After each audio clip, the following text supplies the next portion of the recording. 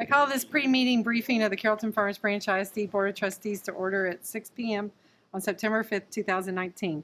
The purpose of this pre-meeting briefing is to conduct a briefing session with administrative staff regarding the posted agenda for the regular board meeting scheduled for 7 p.m. on today, September 5th, 2019.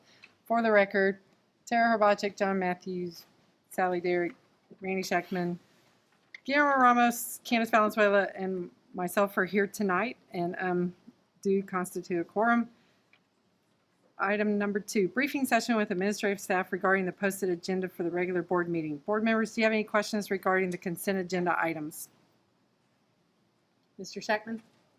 Question on item F.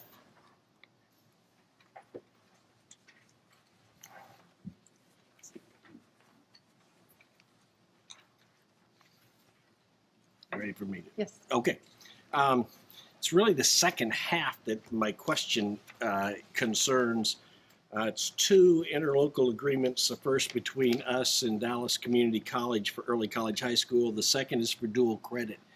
I'm concerned with this contract. This contract is a one-way contract written only to the benefit of Brookhaven College. And there are some issues that have surfaced over the last couple of years. Dual credit's a great program, and we need to have an active program, ideally with Brookhaven, but I'm concerned that this contract allows 100% of the definition of rigor, 100% of the definition of how these classes will be administered, taught, etc., is all in the hands of Brookhaven. And Brookhaven College, my sons went there, has a traditional 40% pass rate, and if you pass more than about 40% of the kids in your class, teachers are in trouble on the campus of Brookhaven College. When that happened here last spring, one of their instructors accused one of our instructors flat out cheating, accused students of cheating, and they were originally going to fail between 50 and 70% of the class, the majority of whom had completed the work, done work to the level that the instructor believed was excellent work. And I'm concerned that there are not any things spelled out in this contract for mediation, remediation, any process, and that it's written only to their end to decide what's rigor. And I want to protect our students when they do the work, they do quality work, and I want to protect our instructors, that our kids get credit that they deserve. And I'm afraid that the way this contract's written, that can't happen, or at least it hasn't happened in all cases. So as written, I can't vote for this. I would not be able to approve it. But it's doable if we could get a little bit of give and take on the part of Brookhaven to say, we'll work with you a little bit more. So Dr. Chapman, what's the timing on this item? Well, I think we're way past time. I don't know. Do you know Dr. Warnock? Because So I appreciate the concern that Mr. Shackman's brought. When our students take dual credit courses, it allows them to earn both a high school credit and a college credit. This is a continuation of the agreement that we've had. The additional information in the dual credit is adding some additional courses that our instructors would be able to teach, that students would be able to be awarded the high school credit and the dual credit course. What Mr. Shackman is saying is correct, that the university for the college credit does govern the issuance of that credit and set the standards for what will be earned, even if our staff are teaching it, if they meet the requirements for certification. But we govern what high school credits are given. But we have actually had instructors and students accused of cheating when that didn't happen, especially the instructor. And when an instructor has taught courses before and is teaching it the same way, and suddenly there are new people at Brookhaven that are concerned about different standards or whatever, and kids are being told they probably won't pass when in prior years those kids passed and got dual credit. And we need dual credit. I'm really supportive of the dual credit program and process. What I struggle with in this case is that this contract is entirely one-sided. We are pursuing and you speak of, we're pursuing a lot of different options for dual credit right now. So the addition of UT on-ramps is another vehicle by which we have a lot more of our students that are accessing dual credit, and we continue to expand that program for students. This is one vehicle for early college, and then for our students that are taking the economics, government, there's some IPEC courses that we can offer. And again, I'm not sure that we would have the negotiating power to say the college, what credits the college will give, but we do have jurisdiction over them earning their high school credits. So that's what I can speak to. I'm going to look into the concern that you've mentioned. Ms. Bailey or Ms. Gillen, were you aware of this concern regarding cheating accusations?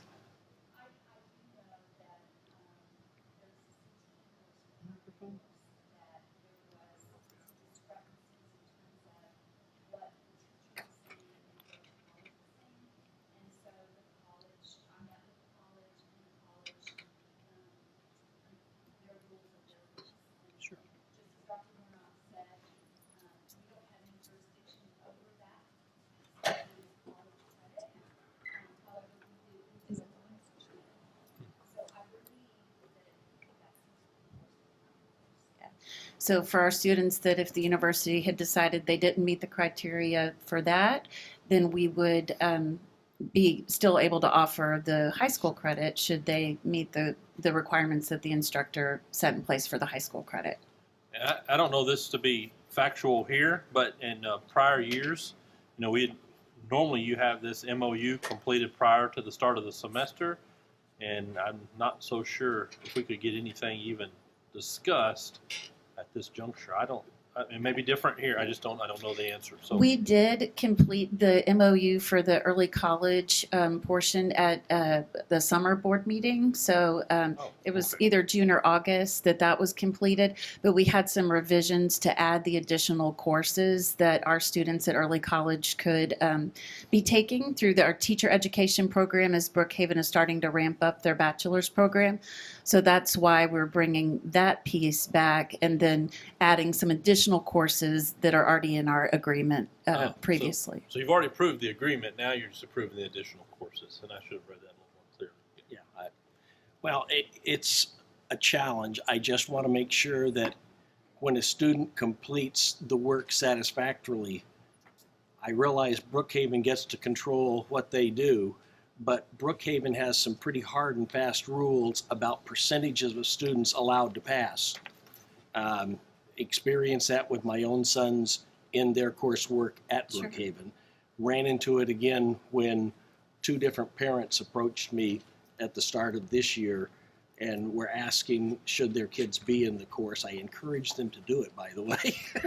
But it was things that they'd heard. I'd heard the same things. I just want to make sure that our kids are treated fairly and get every credit they deserve if they do the work and do it satisfactorily. And I don't want to ever have a Brookhaven instructor accuse one of our teachers of cheating again, or I will stamp my dainty feet and say Brookhaven can't be on our campuses, because our staff deserves better than that. And we will do an investigation and provide a report to Dr. Chapman regarding the dual credit piece there. Okay, thank you. Well, on that, if there was a situation where one of our students it was in that situation, I mean, they have the communication and know who to go to for help or assistance to advocate on their behalf or fight it, I guess you could say. I mean, they have that knowledge, right? Absolutely. I mean, they know what to do. So, and we have a couple of different dual credit situations. So we have some of our own CFB staff that meet the requirements of the college to teach the dual credit course. So those students are enrolled, seated, let's say, with Deanna Long at Creekview in college algebra. She's a CFB teacher and she meets the requisite requirements. Then we have some students that are taking an evening class or a summer class at Brookhaven College with a Brookhaven professor, totally disconnected from the school. Either of those situations, the students have been connected with an advisor at Brookhaven, and then also their first person is the associate principal at the high school, and that's who that they would go and speak to if they had any concerns. Thank you. I want to add real quick. What Randy's saying concerns me if that's truly the case. I feel like our students deserve better than that, and I've never heard that about Brookhaven. But I appreciate that you're going to follow up with us and get an update on whether or not that is truly happening, because 40% pass rate of our students, I mean, if they're doing that per class versus for the whole school, I don't know what their stipulations are, but our kids deserve, if they've done the work and earned the grade, that they deserve the credit. So we'll get the data pulled together and bring it to you. Thank you. Well, if you're comfortable then having raised those concerns, then I will be comfortable in going ahead and approving that. Thank you, Mr. Chapman. Board members, are there any other questions about the consent agenda? So with that, looks like we're at item number 3. Dr. Chapman, do you Yes. have anything to discuss? Yes, ma'am. Ms. Tillman will start off and give you some information for the October board meeting. Yes, we wanted to give you advance notice that at the October board meeting, you will have an opportunity as a board to make nominations for both the Dallas Central Appraisal District Board and the Denton Central Appraisal District Board. We get to do this in each odd year, and it's to potentially nominate candidates who will serve 2-year terms beginning in the even years. However, Dallas and Denton both do it just a little bit differently. At Denton, as a board, you're able to nominate by resolution up to 5 individuals who would be a candidate. And then those candidates that are nominated by all of the taxing entities gets accumulated, and then you all get to vote on that list of nominees. And that becomes the 5 Denton Appraisal District board members. Dallas does it a little bit differently. There's 3 that are appointed and 2 that are elected by the entities. So all the school districts get to nominate 1 each, and then as all the school districts they support then get to vote on the ones that were nominated by the school districts. The cities do the same process, and then 3 actually get appointed. So DISD actually gets to appoint 1 individually, so then they aren't in the school district process. The Dallas County Commissioner Court gets to appoint 1 in the city of Dallas. So slightly different processes, but you are given the opportunity to make those nominations. That's the first step in the process that we'll be asking you to consider in October. That will be followed up as a board with the opportunity to vote on those members in accordance with both of those entities' processes. So we wanted to give you ample time to be thinking about someone who has the time to potentially commit and serve on these boards. And you'll be getting more information from Dr. Chapman, but we wanted you to have that chance to start thinking about that. Thank you.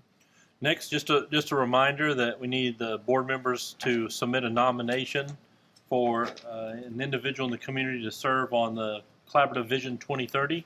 Make sure that we get all of those. Monday night the board will start that process. You need to look at your vision, mission statement. You're gonna determine, is that what the vision and mission statement that we want to stay with as we move forward, and then you'll start to develop what are the board core beliefs. And so we'll walk through the board core beliefs. Once you do that Monday night, the process really takes a fast pace, working with the community members. Will have meetings October, November, December, January, February, 5:30 to 8:30 once a month, and they'll start to map out the CV 2030. And so it's a big process. It'll come back to the board April 2nd. We have a majority of the committee already established. Just still need those last few nominees from board members, and so we greatly appreciate that. Also, as we walk through, our chiefs of school leaders, or we call it the leadership development team, they're working hand in hand, working with all of our principals to now start map out part of that Relay GSC program, looking at building culture, climate, procedures in place to solidify how we operate and run on our campuses. So I tell you, that's with Susan Machayo, Lance Hamlin, Tracy Smith, and Maggie De La Rosa. They are just doing an exceptional job building those relationships with the principals right now, working with them hand in hand to try to make their job, meaning principals, so much easier. And it's just been such a great benefit thus far. And so, kudos to them for all the hard work and dedication that they're doing at this time. We're also working with the principals to I'm going to call it the word spicing up our facilities, and so we're giving the opportunity. If you've been by Rosemead, you've seen their window wraps. Saw the athletic when you walked into Standards, giving that window wrap. Some of those pieces, we're not all are getting window wraps. Long's done some wall wraps. They've done some frosting. We've added furniture at McLaughlin Strickland just to bring that inviting feel. But one of the biggest pieces for the window wraps, if you're asking, is obviously safety and security. You can see out, but you cannot see in. It brings a welcoming atmosphere, but it also looking at some of those where it knocks down on the heat. So just like at Standridge, looking at the one that we're about to do at Polk, it's just it's going to knock down because that cafeteria, for example, at Polk is just extremely hot during the evening. Well, that knocks it down by about 20 plus degrees. So we're going through, each principal is having the opportunity. That all is spearheaded by Amy Johnson.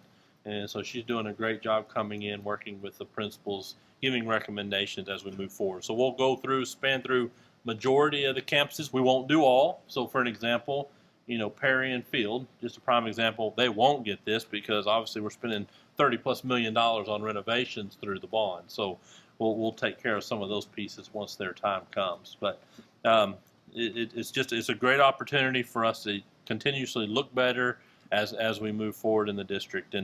And kicking off the bond, Malcolm's going to talk a lot more about where we are with Series 1, and then we're going to start in the very near future ramping up, looking at Series 2. So that's literally months away. So it's about to get really, really busy when it comes to trying to take care of this $350 million. And the transparency piece is something else we're talking about. We want our community to know and understand exactly what we're doing, what processes we're taking, which leads me into we're in the process now of choosing a final website. So we're getting a new website, one's more user-friendly. Scott, Mr. Monroe, Don, and you've all met, I think you've all met Don at this point. We're going to sit down, the three of us, after the committee reviews, and we're going to pick a final website company, and we're going to start to kick that off. Building this new website is going to take about 8 or 9 months, but it's just going to be so important that we're getting the right information. We want every person that needs information to take 2 clicks and they find what they need. And so this is going to be a pretty big task to move us into that building this, what I would consider an enormous website. One of the companies I was talking to was saying that this is equivalent to over 3,000 small businesses. So you can imagine, if you think every campus has all the information, this is a beast. And so walking through those is going to be exciting, but yet we want to be as transparent and open and clear with our parents. And so that's one of the processes. The next thing is, and Randy Wells is part of this, and her exceptional job of what she does in special ed, but we're going to have a special ed audit. So we're going to go in and we're looking at special ed, and they're going to take a deep dive to see how we continuously get better at what we do. They probably won't find much because she's done such a great job, but it's just one more way for us to dig deeper. Also going to do a deep dive into our federal funds, title funding, and so we're doing an audit as we speak there. Mr. Mersch and his team are working on staff ratios, as we talked about, and Karen came in from TASB. She did a review, gave you the information, and so we're going to start putting together a deeper ratio on where we are. And then the next piece that Mr. Mersch and the team has worked on is how are we going through leveling? And so we have a new regulation. It's DK regulation, and how does that process work? We want it very defined so that any principal that looks at it, they know exactly the expectation when we start to look at releveling. What is releveling? Meaning if, I'm over a second grade teacher here, she leaves and we put her at another campus because we don't have enough, or we're lacking, or we're overstaffed in certain areas. So leveling those out, we've been doing that this week. But they've done a great job of making sure that that's all taken care of. And so kudos to Mr. Mersch and his team for those components. So we're, working hand in hand. We're working on some stipends over the school year. We'll bring that to the board in the spring as well to revisit those areas that we can come back to the board and say, this is our recommendation as we move forward with our staff. So we're staying busy in looking and finding, I'm not going to say better ways because we're doing a great job, but just finding other ways that we can continuously work to make sure that our staff has everything that they need so that they can educate our kids. And then the last thing is building our warehouse and what that's looking like, and Mr. Maroney and the work that he's doing to make sure that this warehouse is up and running sooner than later, so that whenever that counselor does call and they need whatever that may be, that it's going to be there the next day. And so getting that finalized, and we'll have that running sooner than later. So and he's doing a phenomenal job with that piece. And if you haven't been and seen our facilities, you can see they're staying up on it, and things are looking sharp, and they're mowing and they're trimming and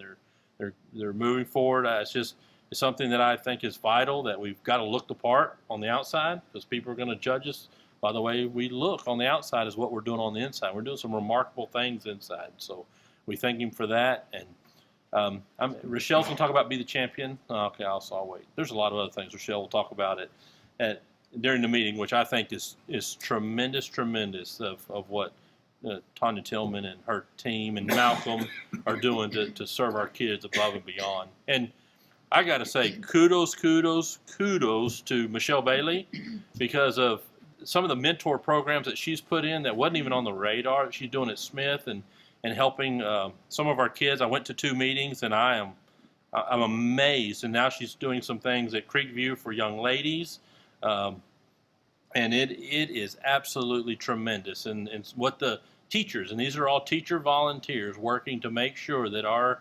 African American men, for an example, at Smith, have a leg up in the processes that they're putting in place so that these men will be successful.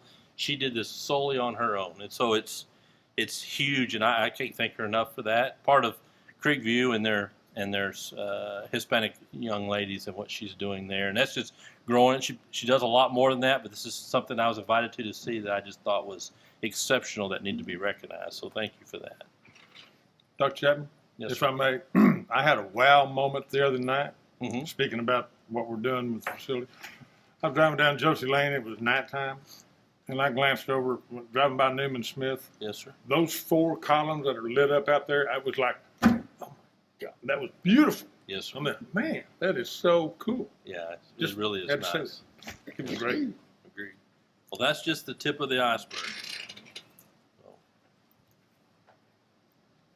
Thank you, Dr. Chapman. Thank you to all the staff for all the many things. We saw last month Victor and Malcolm's competition, but this is just on a much larger scale, and we appreciate all the ideas people are coming up with and the things they're doing to help the kids.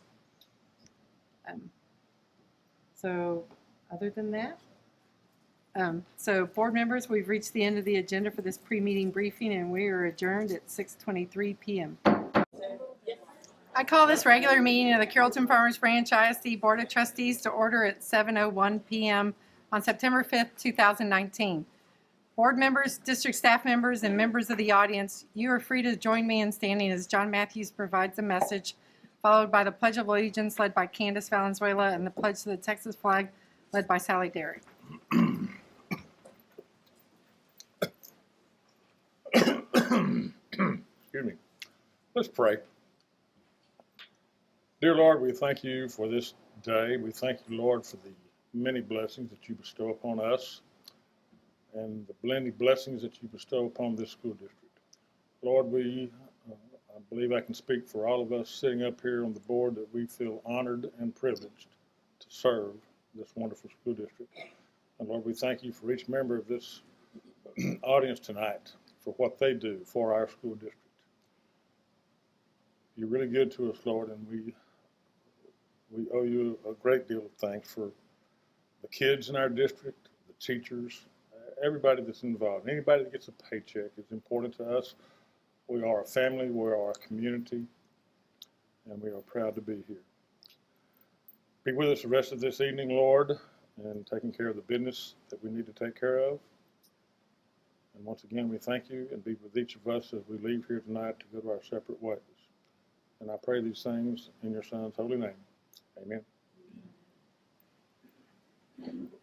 Allegiance to the flag of the United States of America and to the republic for which it stands, one nation, under God, indivisible, indivisible, with liberty and justice for all. Honor the Texas flag. I pledge allegiance to thee, Texas, One state, under God, one and indivisible. As a district, we dedicate all our efforts and resources to our goal of high achievement for each student. The board uses this goal to guide all deliberations, decisions, and actions. You'll get to see all deliberations, decisions, and actions of the board in open session, with the exception of some items which may be discussed in a closed session as stipulated in the Texas Government Code, Section 551, commonly known as the Open Meetings Law. These items typically deal with personnel matters, consultation with our attorney, and real estate. For the record, the board members present are Tara Herbacek, John Matthews, Sally Derrick, Nancy Klein, Randy Shackman, Guillermo Ramos, and Candace Valenzuela. We constitute a quorum and may conduct business on behalf of the district. Ladies and gentlemen, before moving on to the next agenda item, I would like to remind you that the board encourages comments from citizens of the district and from district employees. Anyone wishing to speak, either as an individual or as a representative of a group, may do so during agenda item number 3, audience for guests. Please submit your request to do so on one of the forms provided on the table just outside the north entrance to the boardroom. You may place the completed form in the box provided on that same table or present your completed form to Administrative Assistant Mrs. Kim Castanon. And she's over here by our podium. When the board addresses agenda item number 3, audience for guests, you will be invited to the podium to speak to the board. Agenda item number 2, district announcements. Dr. Chapman. Yes, ma'am. We want to first recognize our artwork in front of us. First, in August, you received part of the winners from in-district contests. This is the second half, and so these are elementary through high schools. So again, you're just, each month we want to showcase some of our artwork that our students are doing. Second on the list, we would like to invite Julie Cole to the podium. She represents CFBISD. Good evening, President Klein, Dr. Chapman, and Board of Trustees. It is my pleasure tonight to recognize one of your colleagues who recently completed Leadership TASB course of study. Leadership TASB was begun in 1993 as a way to offer advanced leadership training to experienced board members and is nationally recognized as the premier leadership training program sponsored by the Texas Association of School Boards. Upon successful completion of the course of study, the recognition of Master Trustee is bestowed. Leadership TASB is highly selective program where normally only 1 in 4 applicants is accepted as a member of a class of 36 participants. Over a 10-month period, the class meets 5 times in 5 different Texas cities. They hear from nationally recognized speakers. They tour a variety of school districts and conduct personal research on topics of relevance to Texas school trustees. Each member represents districts from all parts of Texas with varying sizes of enrollment and varying levels of property wealth.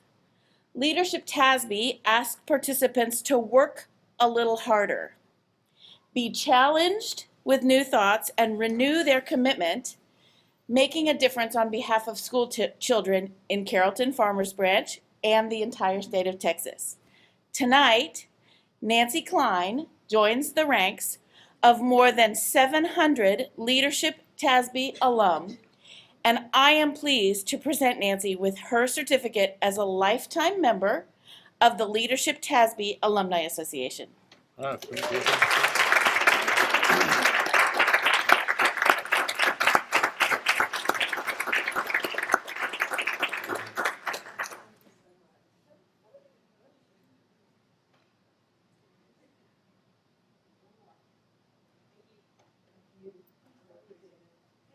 Thank you very much. Congratulations.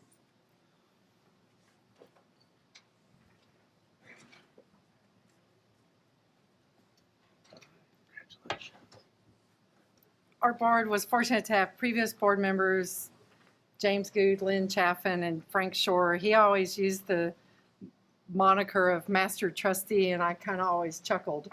But it was a very valuable experience, and I made a presentation at 6 p.m. at the last board meeting that I probably need to remember to share with the other participants about what I learned from participating. Thank you very much. Congratulations. Okay, next we're going to hear from Dr. Warnock on Learn More, Achieve More. Thank you, Dr. Chapman, President Klein, and members of the board. We had an excellent learning experience with all 3,600 of our staff members the week prior to our staff development week, where you joined us at opening of school ceremony. And we just wanted to celebrate and share some of the highlights with you from the event. This is our 5th annual Learn More, Achieve More Summer Conference. We had some changes this year as we collapsed what had been 2 weeks of voluntary learning into 3 days that were contracted days with the teachers. We offered over 450 sessions from all content areas, from our fine arts and our CTE and our PE, athletics, all of our core areas. We also walked through the CRAZE training, our civilian response to active shooter.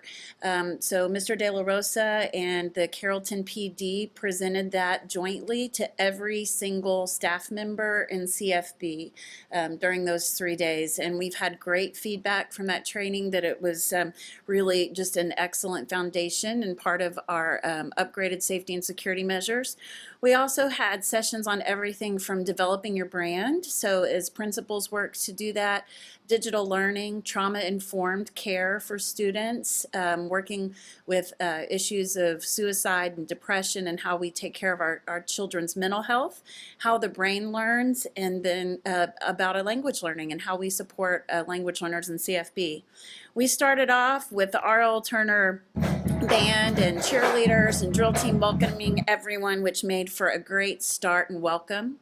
We had 2 keynote speakers that set the tone for the week. Ann Grady talked to us about resilience and triumph and courage. And then we had the great Dr. Michael Sorrell. Mr. Shackman was there and joined us for that presentation and talking about hope, patience, and leading with love.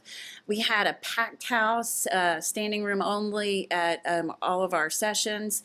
And we were engaged with student performances from Blair Elementary's dance troupe. They were fabulous. And then we also, this is Ann Grady in her speech talking about her child and some of her experiences. We also had the great Creekview Folklorico team under the direction of Carla Hardaway, and they were amazing. Their performance was really outstanding.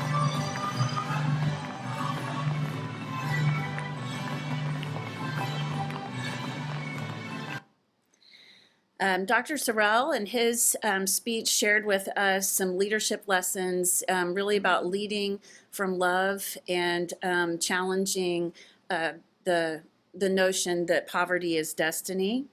Our teachers presented sessions. We had food trucks lined up for staff to join in, and our student nutrition also helped to cater.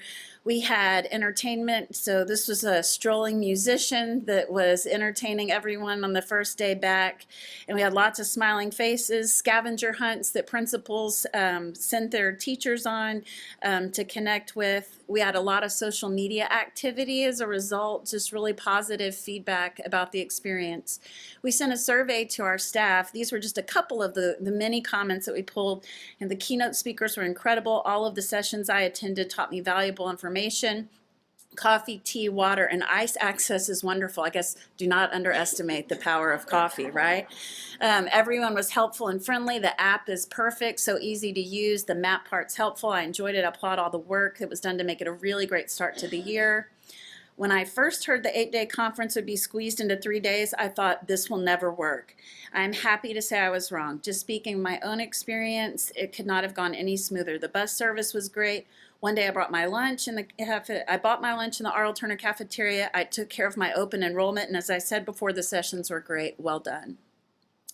Really, this is a team effort, unlike any other undertaking that that I get to engage in and lead.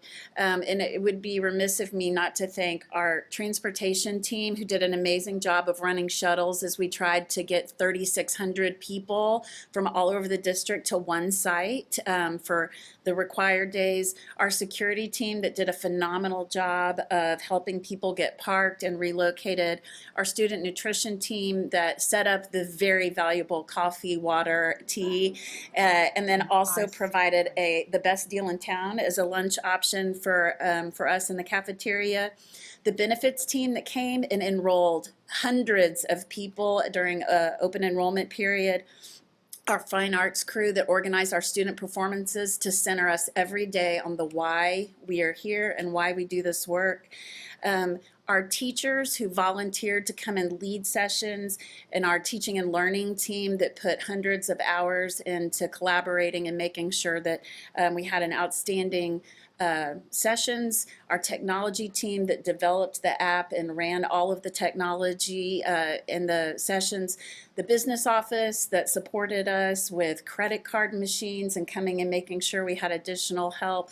I mean, it was truly a team effort. So I just want to thank everyone who engaged, and it's really important that that learning piece stays as our foundation. So thank you for the chance to share some of the great things that happened this summer.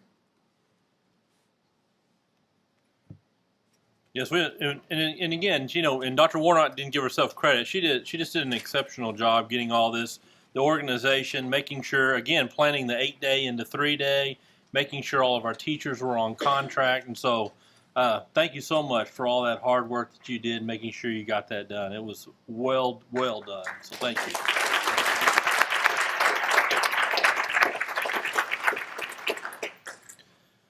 Okay, next we're going to hear from Rochelle, and she's going to talk a little bit about child nutrition and what she's doing to support our kids. Right.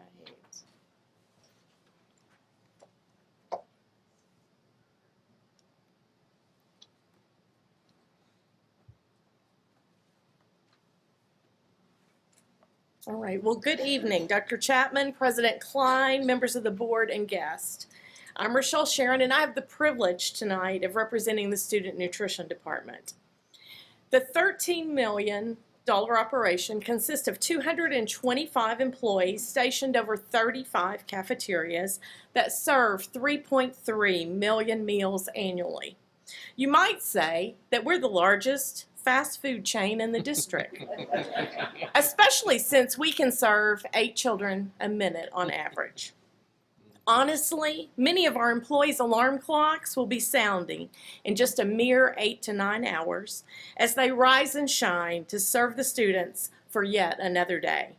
Not only are they early risers, but 92 of those employees hold the National Food Protection Manager certification through the National Restaurant Association. And in addition to that, our staff logged over 2,500 training hours last year in food preparation, regulatory training, and customer service training. 13 of those wonderful employees that are very dear to my heart had perfect attendance, and they were there every minute of last year's school day with no personal leave at all. And 29 of those 35 cafeterias, which is 83%, were accident-free for the 2018-19 school year. And in case you don't know it, kitchens can be very dangerous places to work. Unfortunately, we had 6 accidents that required medical or lost time from work, but they only incurred a total department cost to the district that was less than $10,000. And to kind of give you a benchmark, Trey Wamble, the district's loss control and insurance consultant, gave us some comparable sized districts to benchmark from, and their average is 20 claims per year for a total cost of $82,500.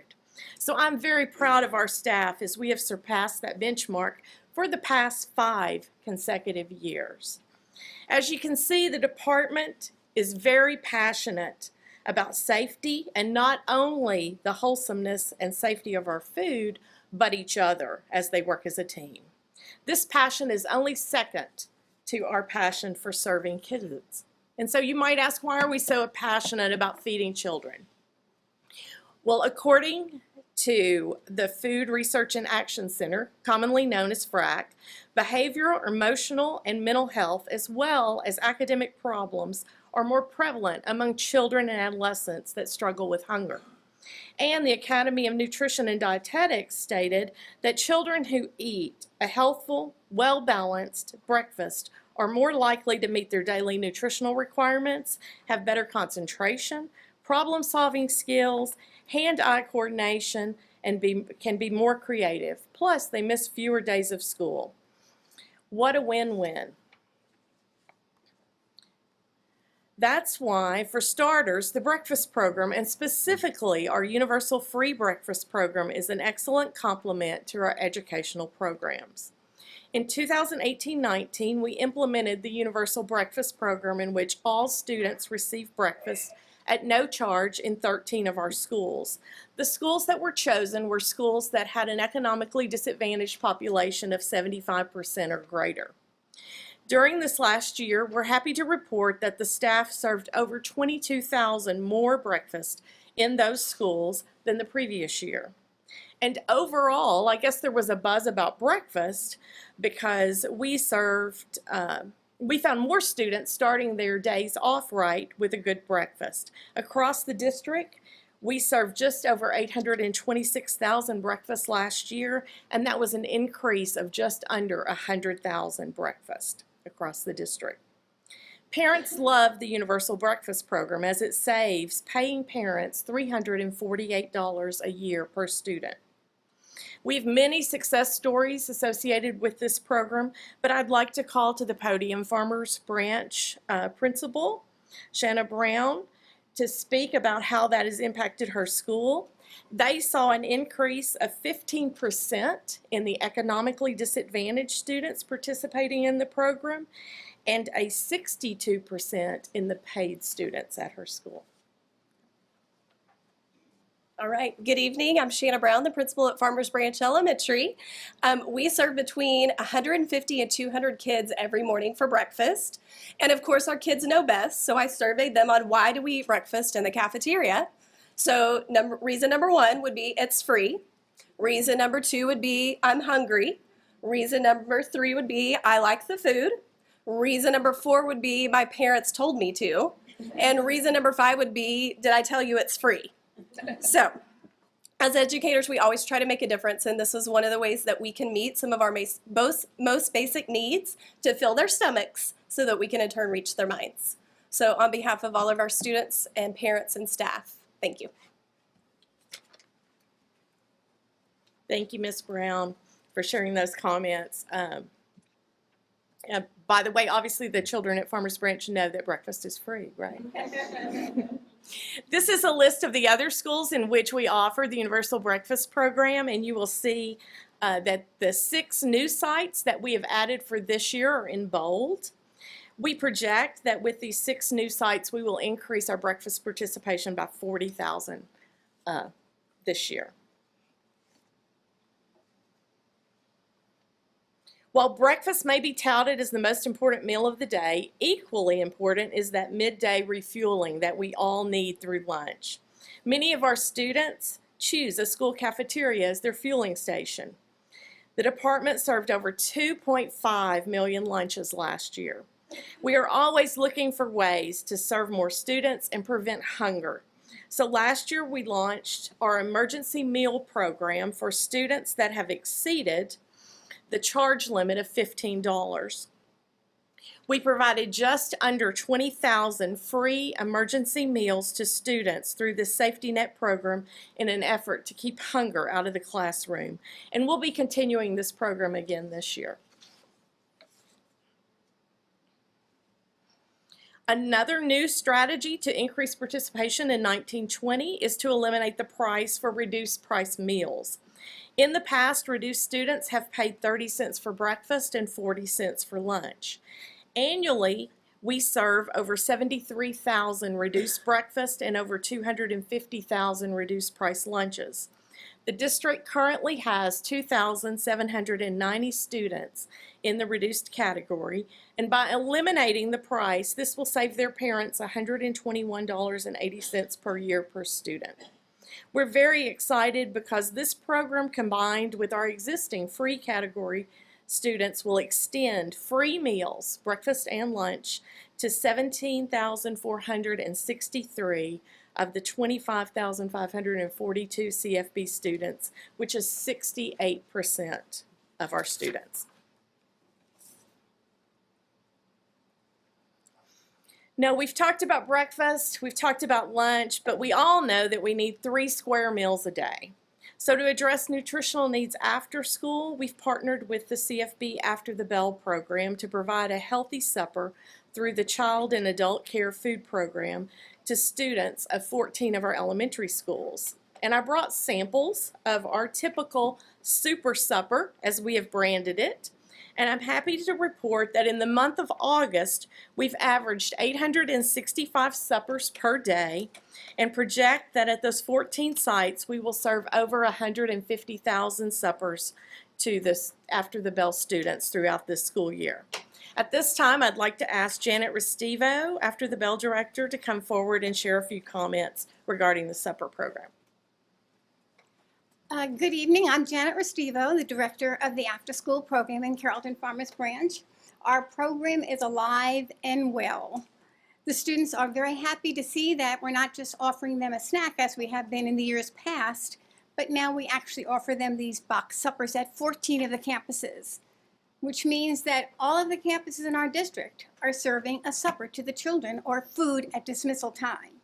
So there's no child that should be going home at night with an empty tummy, okay? So as we said, they come to school with a full tummy or get some breakfast and they can learn better.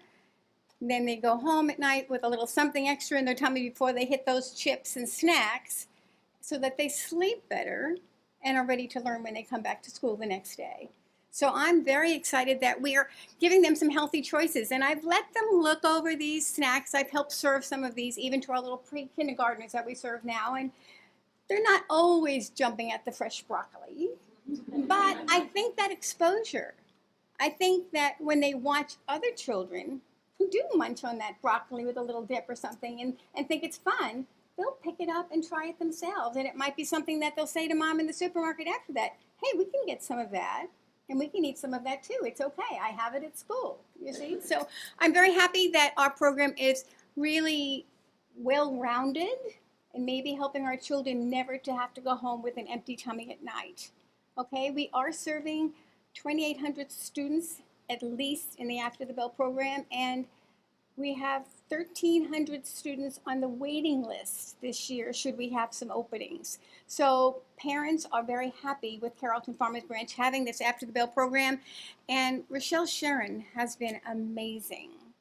She helped me walk through the process of how we would make this work on 14 campuses and has made it so simple for me to help her to bring it to the site directors. Are there any questions about the program that I can help you with? Yes, Dr. Chapman. No questions. Oh, no. Thank you. Bye. Bye-bye. Thank you, Janet. As you can see, these are the 14 schools in which we're providing supper to After the Bell. And we have the flexibility at these schools to expand that program to tutoring as schools start tutoring programs later in the year. I'd like to also note, as Janet referenced, that the other elementary campuses are receiving a supper through a separate district pilot program.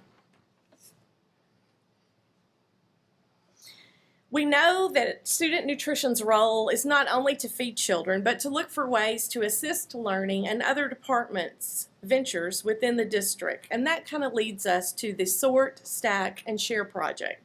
Teaching children to care for the environment is a learning experience that is an important part of growing up.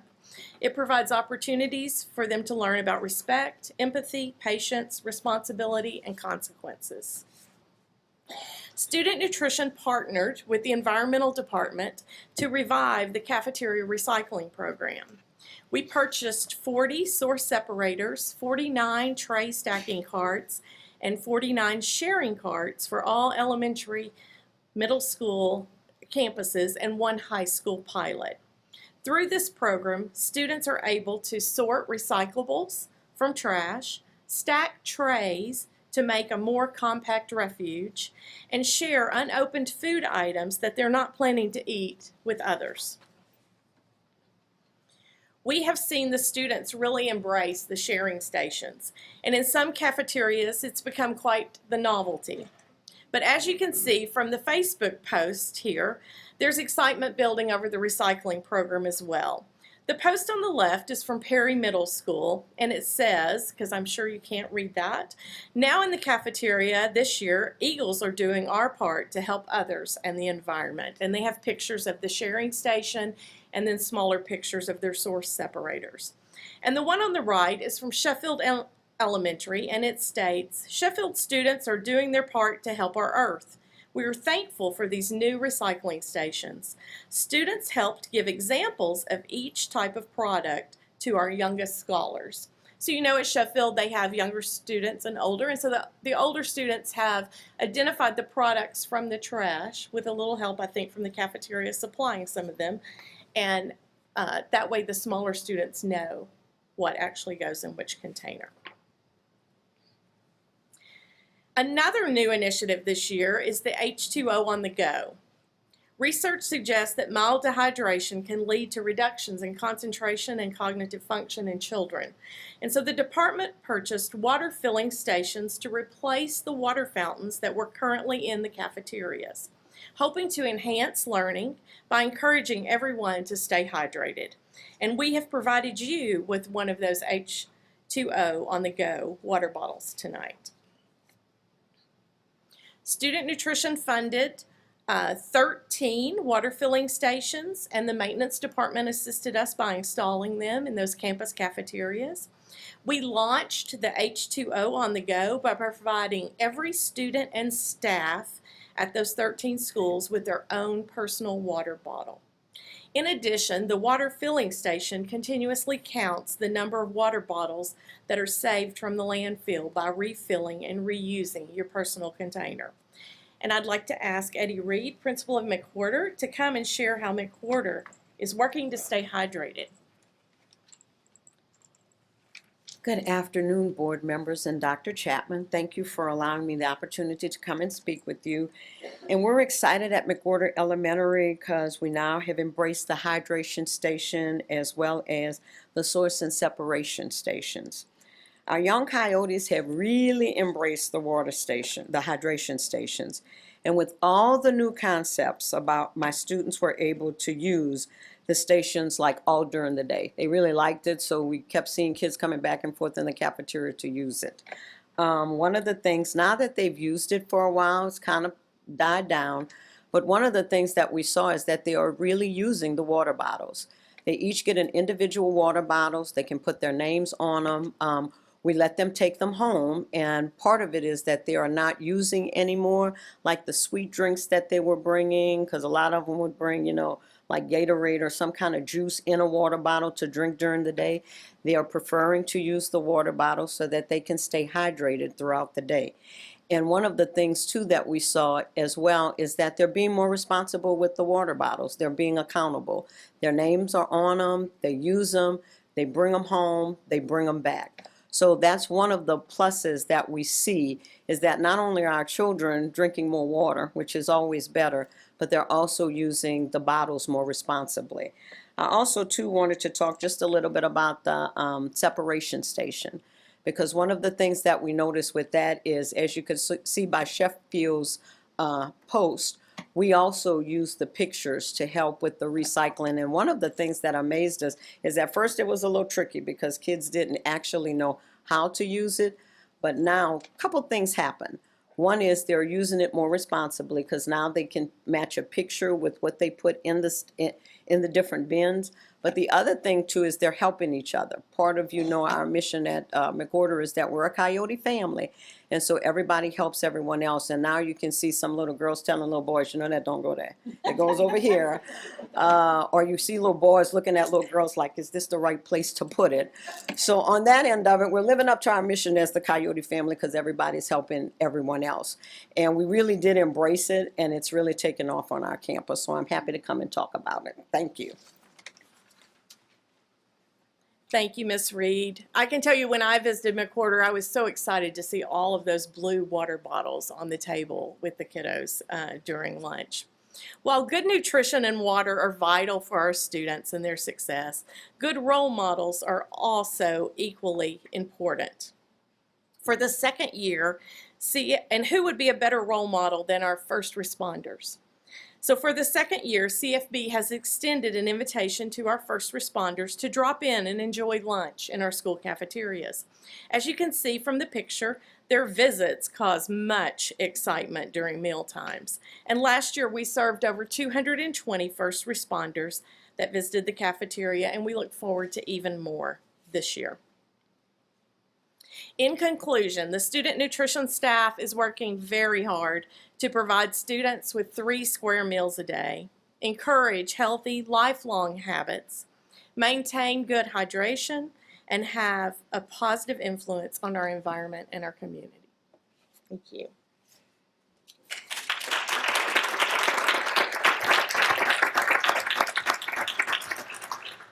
Well, we can't thank Rochelle and her team enough for all the work that they've put into to make sure that our kids are eating and drinking.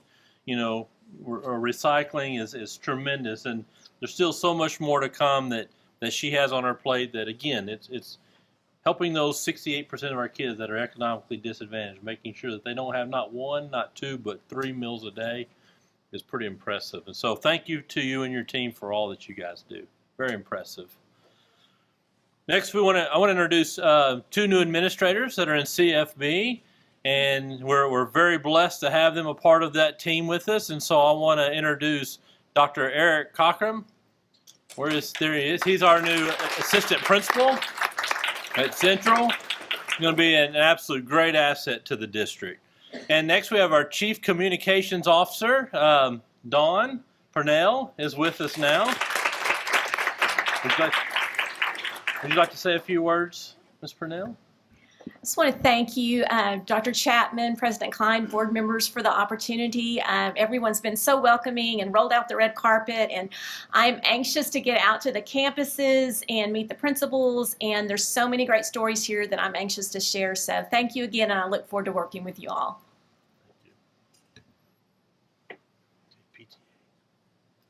Our next agenda item is update from the PTA. Ms. Watson? Oh, no, not Ms. Watson. Good evening, Dr. Chapman, President Klein, members of our board. My name is Emily Crawford. I'm serving as this year's Council PTA First Vice President of Leadership Development. Council PTA's goals match that of the district, high achievement for each student.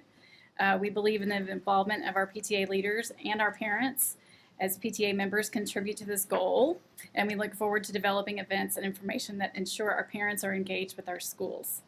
I'd like to take a moment to highlight some of the great events and initiatives spearheaded by our local PTAs. Get out your calendar. Creekview High School, PTSA is hosting a community yard sale on Saturday, September 21st from 8 a.m. to 1 p.m. Blair PTA has already hosted a popsicles with the principal before curriculum night. Blaylock Middle School has a fully stocked Den Depot with canned goods and shelf-stable grocery items thanks to their generous families. Thompson Elementary PTA is hosting a Grandparents' Day on September 9th, where grandparents will come and have lunch with their students. Additionally, as part of our leadership development efforts, Council PTA leaders are hosting a officer and chair training on September 14th from 9 to 11, where local campus leaders will have the opportunity to learn more about their position on a PTA board. For parent education, Council PTA is partnering with the district on a program entitled Anxiety and Depression in Our Youth. When to Worry and When to Relax. This unique education event is taking place in Spanish on Tuesday, September 24th, and in English on Thursday, September 26th. Both nights are at 6:30 to 7:30 at the ESDC building. Special recognition goes to McCoy Elementary PTA and Rainwater Elementary PTA for receiving the National PTA School of Excellence Award. Recognizing their past, yes, their past and continued efforts on working with administration to improve communication with parents. Our next regular council PTA meeting is September 11th at 6:30 in the ESDC Texas room, and the meeting is open to everyone. Lastly, I'd like to take a moment to highlight some of the membership achievements for our local PTAs, and it's only September. Blanton PTA is over halfway to their goal of the Golden Apple, which is to have 100% staff membership in their PTA, so way to go, Blanton. While we don't have the official award list from Texas PTA, I can tell you that the following PTAs are reporting at least 75% of last year's membership. Rainwater, Country Place, Creekview, McCoy, Rosemead, Sheffield, go Wranglers, and Polk. The following PTAs have reported a membership increase over last year: Blair, Early College High School, and Lamb. So way to go. To the PTA leaders that made all the membership goals happen, and to those who have supported our schools by joining PTA, thank you so much, and thank you for your continued support. Thank you.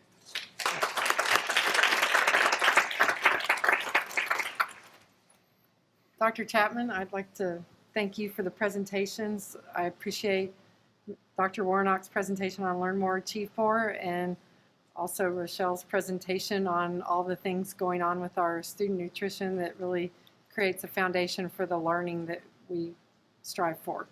PTA, we love y'all. We appreciate y'all so much, and anything we can do to help, we're willing. And thank you for all that y'all do. With that, we will take a brief recess at 7:39. We'll come back at 7:50. This meeting of the Carrollton-Farmers Branch ISD Board of Trustees is called back to order. The next item is on the agenda is number 3, audience for guests. Ms. Castanon, do we have any audience for guests? There are no speakers for tonight's meeting, so we'll move to agenda item number 4, consent agenda. The consent agenda is a mechanism that the board uses to approve a number of routine items together with a single vote. In compliance with the Texas Open Meetings Act, the public notice for this meeting includes the list of all consent agenda items, and the board has been provided ample information about these items and plenty of time to review. Prior to any action taken on the consent agenda, board members may request withdrawal of individual items for clarification or discussion. Board members, are there any items to be removed from the consent agenda at this time?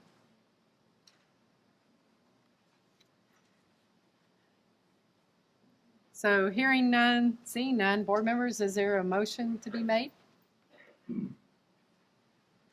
Mr. Shackman. Ms. Klein, I would move that we accept the consent agenda as presented. So we have a motion. Do we have a second? Oh, Mr. Ramos, a second. All those in favor, please raise your hand. All those opposed? So that is 7 in favor and 0 opposed. The next agenda item is number 5, non-action items for discussion. 5A is construction update. Presenter is Malcolm Mulrooney. Yes. There he is.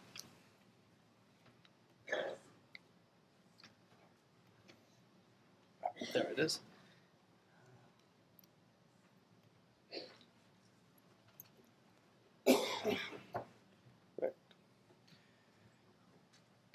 Good evening, Dr. Chapman, members of the board. Very quick construction update. Obviously, with the starting of schools, we're still plowing along with a number of our bond programs and getting into the design for our Phase 1 2018 projects. Starting over at Newman Smith, Mr. Matthews, thank you for the shout out for the new canopy. Obviously, we're very excited that we got the canopy part completed. There is a graphics package with some window treatments that we're reviewing with the campus to make sure it's in line with our new graphics packages throughout the district, which will be going in towards the end of the year. Think about Thanksgiving or Christmas time as we get time to finish that. But in the meantime, the school is open, and the new entry obviously has a nice impact with the new seat wall as well. Over at McLaughlin Strickland, we're working on the addition. Our schedule there is to have those classrooms opened by December, if not sooner. That would be the 8 classrooms and the 2 maker spaces. The Kibler group's doing really well. Exciting update is that they'll be in the dry through September. Then we'll start interior finishes in October, cleaning up in November, and like I said, for December occupancy. Over in the main part of the building, we just wanted to highlight that we did some work in the library. Some folks may have seen that. We just wanted to make sure everybody was on the same page that that was a phase 1 portion of the project. There is a phase 2 portion that will involve graphics packages, some reading corners, and additional furniture to make that more into a maker space as we close out. Sorry, slides are a little, there we go. This is the exterior of the building. You guys can see the bricks going on, the roof's going on. That's all in that effort to get closed in. Looking at that great new maker space, that double volume, you can see the windows are going in with the mullions going over in this area right here. In those 8 classroom additions behind the maker spaces, you can see they're already getting drywall hung, out plugs, HVAC going in, so they are well on their way to being meeting that December goal. Over at Landry, they've gone to night hours on Landry, so our expected completion there is only going to be March for the remaining 16 classrooms and collaborative spaces. But what you see there is just a little example. This was a section of phase 2 that we opened in time for having school open this year. So this gives a good reflection of what the new area is going to look like. Over in the addition, we mentioned that this gallery space, lots of natural light, some flexible seating. We're still playing with a number of different pilot furniture ideas. These blocks are from a company here in Texas, Coppell, which manufactures in Temple. These are the new desks, so we're trying out different pieces, giving them to the kids, seeing what works best, and then we'll start to increase quantities as we go along. In the classrooms, we're seeing a lot of success with the new inline boards. Landry was one of the first campuses to open up with more of a whole campus kind of model. It's been really interesting to see how the different teachers have taken to that. Just a reminder on which sections were which. The yellow is the phase 2, where we're doing those collaboration spaces in the middle with the natural light coming in. We're going to lift the roof slightly so that light can get in, and then have classrooms adjacent to that. And then, of course, the addition along the north side there, and then the gym. All of that is open at the moment. Behind the walls, if you've been to the campus, this is all in the construction zone. That's through a construction entry, so it's kind of what's happening behind the curtain, if you would. Lots of studs going in, some basic services. Like I said, a little bit slower than the Strickland guys, because these guys are only working at night with a skeleton crew there during the day. Over at the Knock building, lots of visual changes there. As you can see, the slab is down and the structure is starting to take its shape. Over here where you can see the slab standing is going to be the banquet halls, and this will be the technology warehouse, this brick section right there. Oh, my mouse doesn't show up on the screen, sorry. In the center you can see the warehouse piece, and then of course the technology section has the roof on already. So going over to the large meeting halls, you can see this is that walkway which will face as an entry to the meeting halls, and of course the commercial kitchen in the back that will serve both for our culinary program and to serve the meeting rooms. Over on the tech side, we can see that starting to take shape. We hope to have folks in there in January to help stock and staff and get our technology up and running, and to occupy this building by March of next year. Now looking at the 2018 Phase 1 projects, which is of course Turner High School, Vivian Field Middle School, the new Sheffield Elementary, and McWhorter. Of those 3, Turner Field and Sheffield are the large projects, and McWhorter is really a nuts and bolts, new roof, new HVAC, small renovation project. So looking at the schedules, we've started meeting with the campuses, starting to understand what programs are going in and how we plan it out, understanding how all the pieces play together, because obviously the instructions on the bond were very complicated, and now we've got to figure out how that spider web all ties together, because you start changing one piece and it starts having effects on other things. So that's our homework through the next 4 months as we go into schematic designs. Then once we go to our GC review, we start to make sure that what we're planning is buildable, finalize our documents, and then by March we're going through permitting and getting ready to start construction. For summer of 2020, both Turner High School and Vivian Field will be in construction from summer of 2020 through the school year into summer of 2021, to be out of there by the end of summer of 2021. So it'll be disruptive. We know that. We're getting prepared for that, and that's why having our general contractor partners on board early to help us plan that is so important. New Sheffield is a similar type of schedule. We've started our design of what does 22nd century learner look like, since this is a nice clean slate and will help set our new standard. What does that look like? So we've started administrative meetings. Now we're starting our campus local meetings and going on site tours, understanding what other districts are doing, what's available for us to learn from. That's going to run us all the way through the beginning of next year into April and May. Once we get through permitting, which will be a little bit of an unknown for us because we're permitting in the city of Dallas, which is going to be difficult. We know that. We've already got a consultant on board to help us guide us through that process. And then for a late summer start of construction. So you'll see September, October start of construction, and then that will run through all the way through the fall of 2022. So it's a long construction schedule, but what we're also doing is we're not going to rush it, and we're going to give us lots of times to stock and staff. Nothing like opening a brand new building and then not having enough time to get the teachers through the door and get acclimatized to their space before the kids show up. So that should give us lots of time in 2022 to get there. McWhorter is a little bit of the inverse of that, in the fact that we will be going to construction for the summer of 2020 and completed in the summer of 2020. Like I mentioned, the scope there is a lot more nuts and bolts, new roof, new HVAC, hot water heaters, a little bit of electrical lighting upgrade, and then a small renovation piece in the library area to make some maker spaces.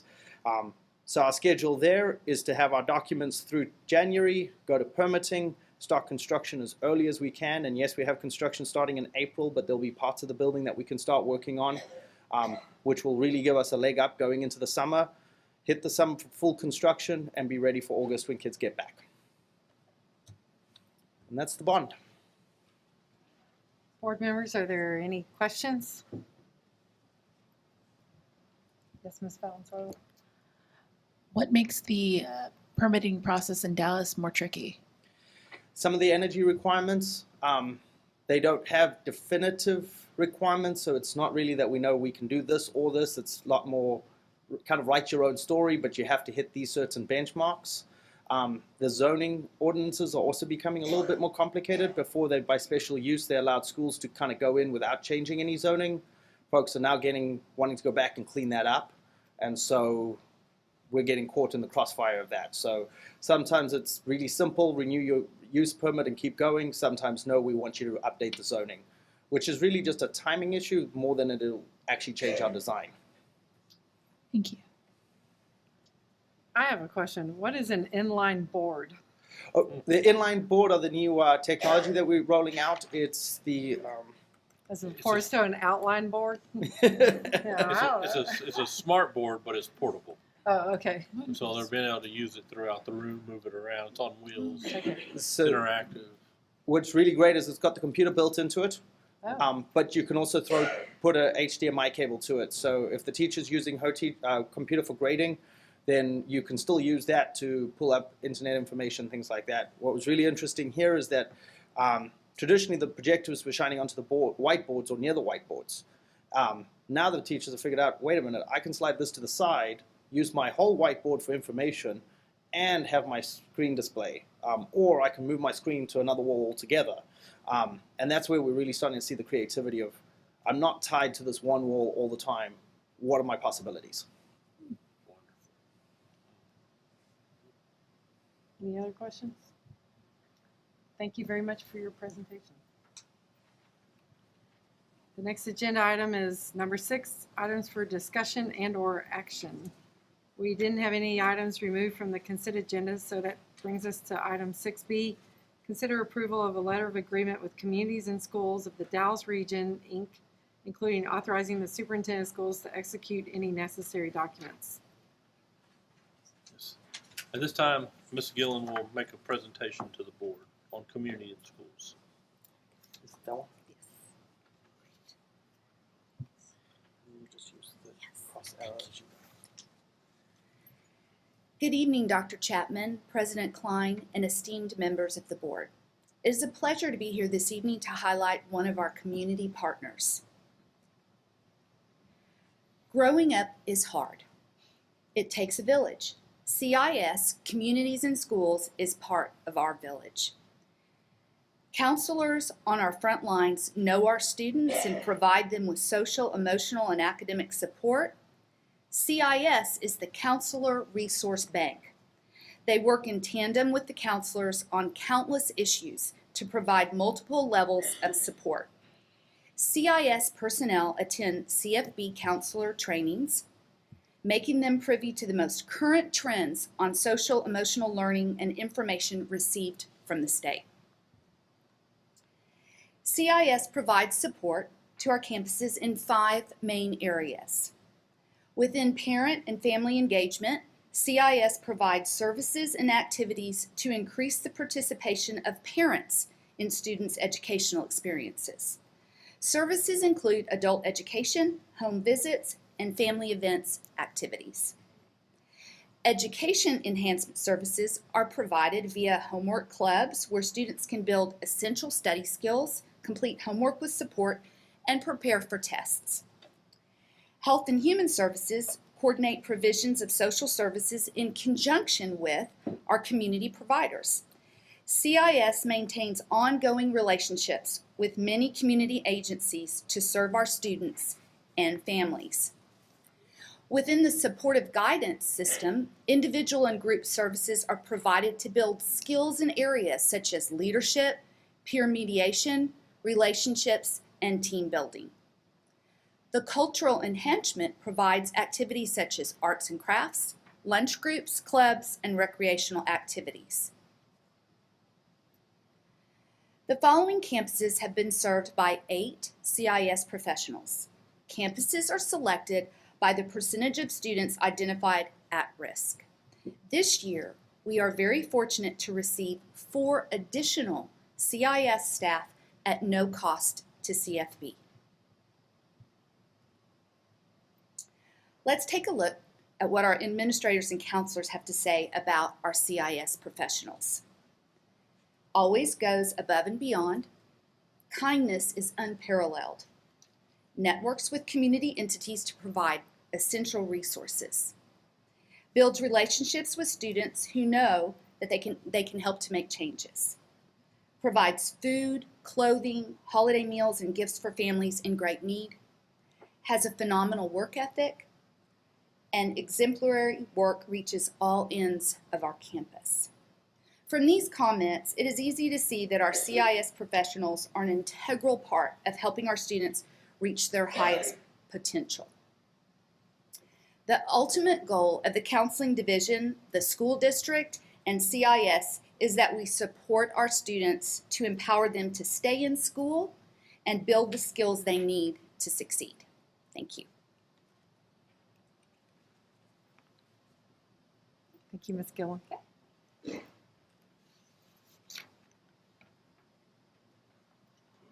So board members, we have the item is consider approval of a letter of agreement with communities and schools. Do you have any questions for Ms. Gillen or a motion? So there's a cost to us for CIS, but there's no additional cost for those additional people that we're getting the benefit of. Correct. Correct. Okay, because that's what we're approving tonight, the Yes. cost. So that's what it is. The 4 extra professionals are a gift. Yes. So, yes, that's what I'm making clear. Ms. Valenzuela? How much grant funding is involved here? In terms of what we pay and then what we're offered through CIS? What we're offered, yes. Yes. So they have grant funding through many entities. And so the portion that we're paying for the 8 CIS employees is half, what we're paying for is half of what that employee costs. They're covering the other half. So they receive that funding from many different sources, many different grants. Thank you. Yes.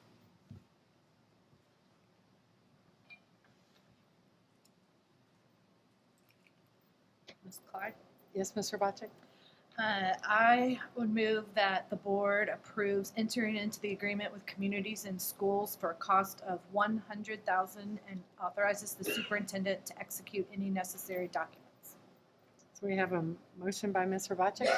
We have a second by Ms. Derrick. Is there any further discussion? So all those in favor, please raise your hand. That is 7 in favor. Any opposed? None opposed. Thank you. So thank you, Ms. Gillen. We really appreciate your presentation. We appreciate what Communities and Schools is doing in our schools. And I saw that Kinder Scott has some sale going on in the next couple of days where they're donating money that they make those days towards Communities and Schools. So as I wonder who all the supporters are, it's good to see who in the community does support. So this brings us to item 6C, consider approval of Phase 2 emergency planning services, including the development of emergency response plans customized for CFBISD elementary campuses and specific locations. Yes, at this time, Mr. Della Rosa will make a presentation to the board, and we're also giving you some packets so you can see the templates that True North has been doing. Please note, these have to come back to us. These are confidential documents, and we ask that these not leave the building. So we just wanted to give you a look so you can see them as a template. Mr. Della Rosa? Thank you, Dr. Chapman. President Klein, Dr. Chapman, members of the board, good evening.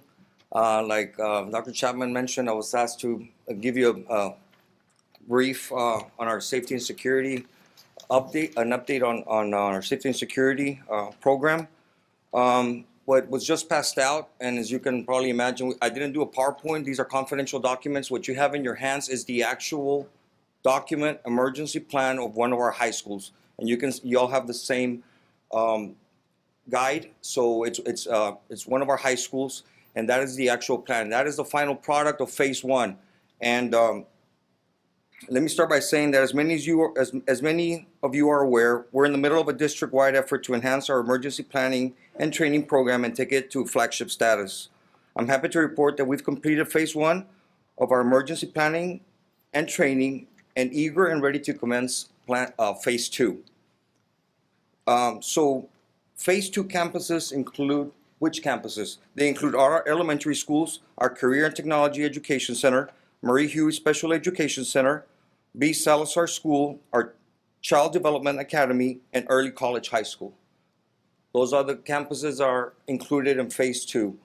Now, this project, what does it do? We've just completed our secondary campuses, all our high schools, and what you have in your hands are the final product of True North, working in conjunction with the district and customizing those plans for every single campus.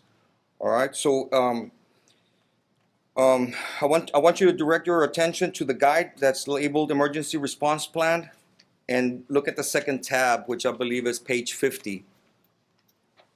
That's going to give you an idea of what makes our plan so unique.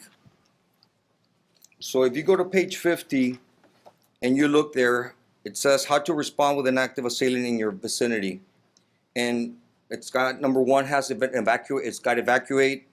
Number 2 says hideout. You see different room numbers.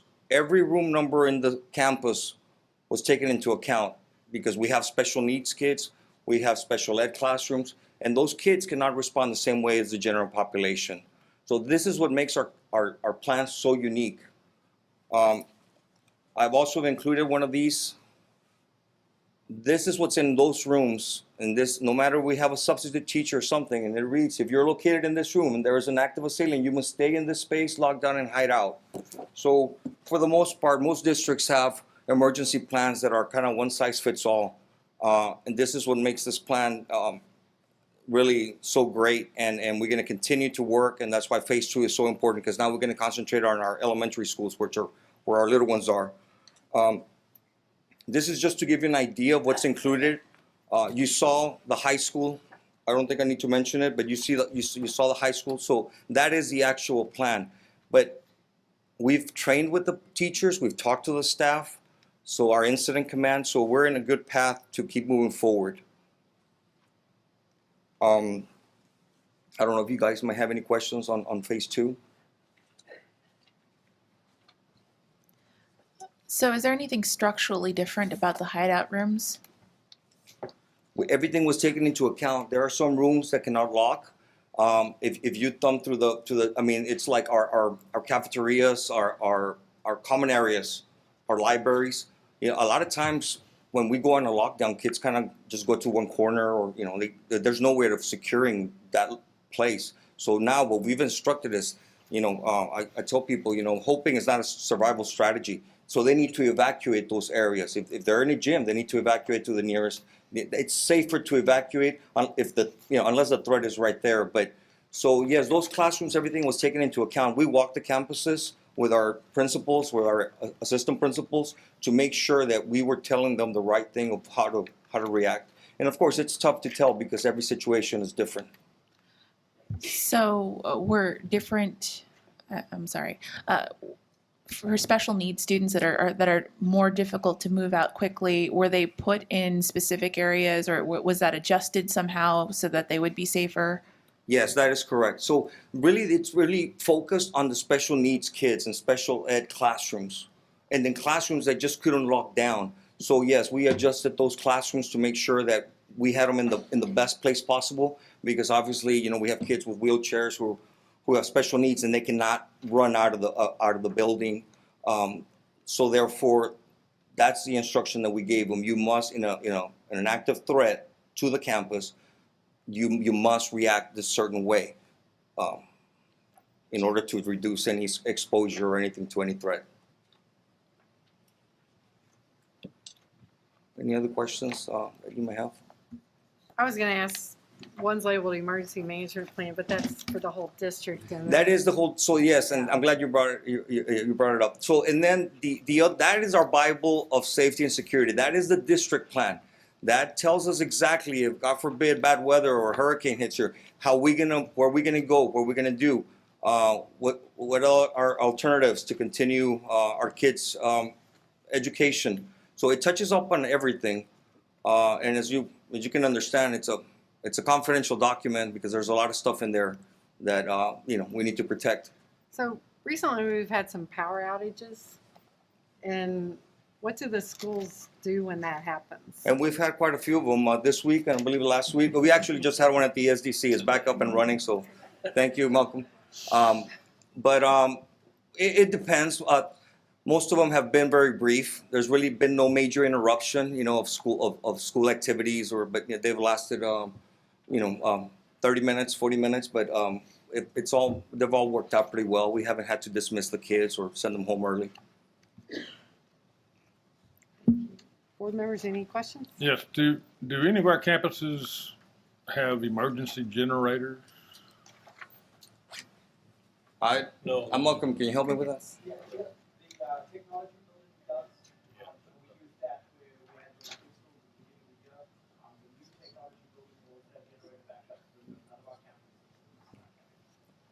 So none of our campuses have a generator. Yes, sir. Mr. De La Rosa, what's the projected timeline start to finish on the elementary schools portion? That's a good question. We plan to, if approved, we plan to start the last week of October, and just for a week do all the campuses, and we'll have a final product hopefully by the end of the year, just like what you have in your hands. And so we have an emergency plan. We have customized plans now for our secondary schools. One of the things that you have also there is an emergency guide. We printed 3,500 of them. Those are classroom emergency guides, and they stress everything we've been talking to with our administrators, our schools, our teachers. It all goes in sequence, but we also have a PowerPoint that we're going to share with our students. They need to be aware, as you guys know, quite recently, there's been a lot of occurrences, so it's a perfect time. We're moving aggressive, but time's of the essence, as you can understand.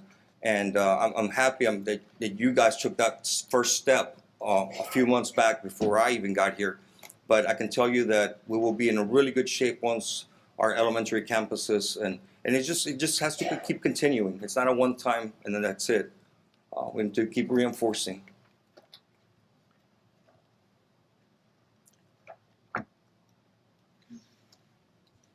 Have no more further questions? Any further questions? Didn't see any. I think we really appreciate the materials to look at. That's very helpful, Yeah. Dr. Chapman, and thank you for Absolutely. making this presentation. Thank you. So this is item 6C, consider approval of Phase 2 emergency planning services. Ms. Valenzuela? I move that the board approves the purchase of emergency planning services as presented. So we have a motion by Ms. Valenzuela, a second by Mr. Ramos. Is there any further discussion? No further discussion. All those in favor, please raise your hand. That is unanimous, 7 in favor. So item number 7, comments from board members, and I just will say thank you again. This is helpful, and please leave your materials behind when you leave. Comments from board members regarding posted agenda items. Any comments to make at this time? Ms. Valenzuela? I just want to say that I really appreciate all the effort put forth by Student Nutrition Services, by Dr. Chapman, by everyone here to ensure that our students are food secure, making sure that kids eat is so essential. I mean, when I was younger, before my mother could figure out the services, there was about a year when I was about 7 where I was eating maybe just the food at school, and at home I was eating oatmeal. So it is amazing to me to see that the kids can arrive and they don't have to worry about the paperwork and they can eat breakfast, and that in the evening they have access to tutoring services and they have access to dinner before they go home at night. And I cannot thank y'all enough. And it's amazing that they also have a way to have agency in that. The fact that they can set food aside that they're not going to eat. So they're not just receiving food as they're hungry, but they're also setting aside for their peers. They are consciously recycling. They are developing great habits that they can take with them, and they can be responsible for their own planet and their own sustainability. So thank you so much for making those learning opportunities available. Thank you, Ms. Valenzuela. Mr. Shackman? Mr. De La Rosa, please accept the gratitude of a whole bunch of parents in the district. Had occasion to be at a PTA meeting at Turner last night. Several parents there, a couple of other opportunities to be with parents in the last couple of weeks. They are applauding the efforts of the district in the new security entrance and for the new protocols that we're putting in place. And they're just saying, thank you for helping make our kids feel safe. And I know your team is working very hard. Thank you for these plans. But they were very complimentary of all of the things that we've been able to put into place. And I wanted to pass that on to you. Seeing no other comments, ladies and gentlemen, we've reached the end of our agenda and we are adjourned at 8:24 p.m.